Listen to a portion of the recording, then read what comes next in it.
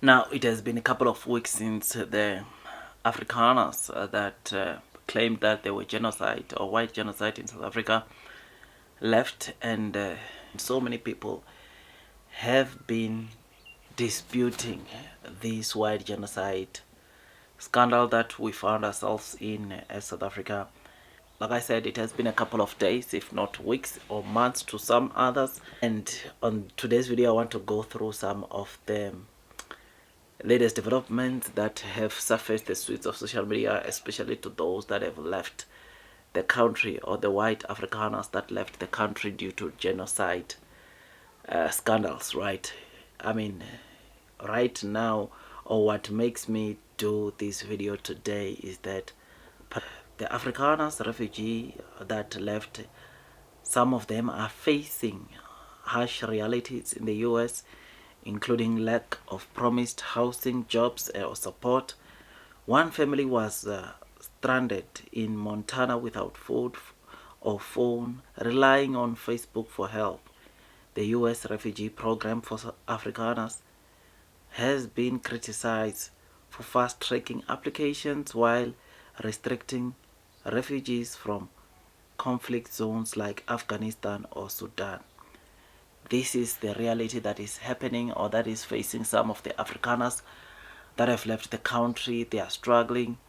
It's sad, man, honestly, to see this happen, because I know when they left they thought things will be much better for them that side, and to see that some of them are struggling like this, what we have been seeing, what we've been reading about, something that is not good at all, right? I mean, this whole situation, when it started, of the white genocide, we all know that, all the people that stayed here in South Africa, we all know that there is no such thing, because I mean, statistics, the real figures of South Africa in 2024 shows or indicate that they were 6,953 murders nationwide, and only 12 out of that 6,953 occurred in farms. Take cognizance of the fact that it occurred in farms, and most victims, or of those 12 that happened in the farms, were black farm workers and dwellers. So it was not even white farm owners. And this, once again, it shows that, I mean, we are not adding, or I'm not adding this. This is statistics, right? And yeah, man, it's something that is not good to hear, that these guys, some of these guys that left the country, are suffering. I mean, like I said, so many of them independent organizations, and South Africa has been, of course, rejecting this claim, saying that there's no such thing, and seeing that now the US quickly fast-tracked giving the refugee status to these Afrikaners from South Africa. It was not a good thing at all. But one thing is that there are various news that have confirmed that close people to Donald Trump, President of the United States, are saying that he was played. But obviously he won't reverse what he said, because it will be like he does not know what he's doing. But close sources are saying this is where he stands. I mean, out of the 12 farm killings we saw last year, majority of those killings, 12 for that matter, were farm workers. And this just shows you the sad reality of the situation, to say that it was portrayed in a bad way. It was miscommunicated, there was misinformation, and it's a sad reality to say that the very same people now that flew to the US thinking that the grass is greener on the other side, they are actually facing some pretty difficult situation. I mean, the family that is depending on Facebook to get food, to get day-to-day basic needs, it's a sad reality, man. And hopefully things get better for them.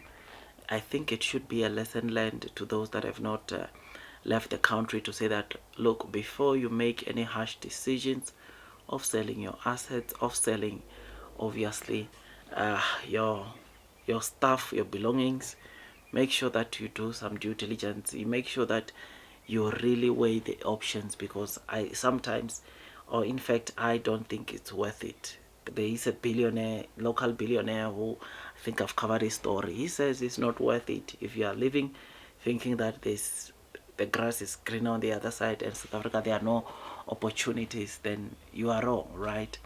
Which is something that we've discussed in the past. So but this is what is happening, this is the reality, and it's something that is sad to hear stories like this. I mean, yes, they were wrong, yes, this is what they were claiming, but yeah, generally speaking, someone struggling on the streets with no food, no house to stay, it's just sad, man. But anyways, I hope it's a lesson learned to everyone, to those that still are thinking about going, to say that it's not actually green that on the other side, right?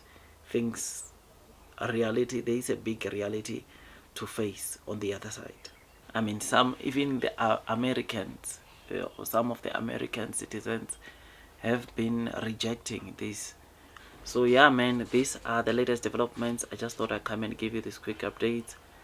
Tell me what you think about this. I mean, this is sort of like an update of this current situation as we are speaking right now, right? These are the reports, or some of the reports, and I know obviously we might not get a lot of coverages or a lot of the actual thing happening on the ground, but for this family, I think it was a situation, and the situation was so bad, which is why yeah, the family had to go to seek help from social media, which is something that is not good at all. And I think this is why we've been hearing this, or this is why this one came out. But there could be more, there could be the others, but I don't think the media would want to cover that. But anyways, like I said, I thought I'd come and give you this quick updates. Tell me what you think. Like, share, subscribe, hit that notification bell. See you on the next one. That's all from me, and God bless you all.